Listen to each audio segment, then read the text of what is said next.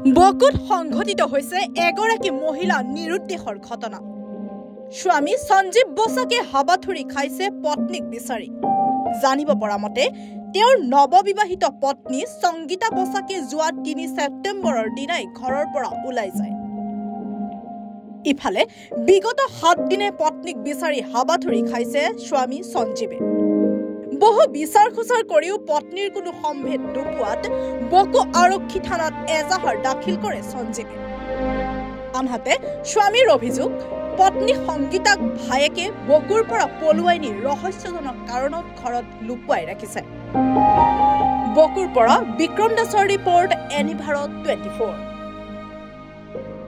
নমস্কাৰ, মই উৎপল দাস আৰু আপোনালোকে চাই আছে এনি ভাৰত। আৰু আপোনালোকক জনাবলৈ পাই মই বহুত সুখী হৈছোঁ যে আমাৰ সকলোৰে মৰমৰ শ্ৰদ্ধা জুবিন গাৰ্গৰ গীতসমূহৰ ভিত্তিত এটা খুব সুন্দৰ ৰিয়েলিটি শ্ব' এনি ভাৰতে আয়োজন কৰিছে, জুবিনৰ গানে কি আনে।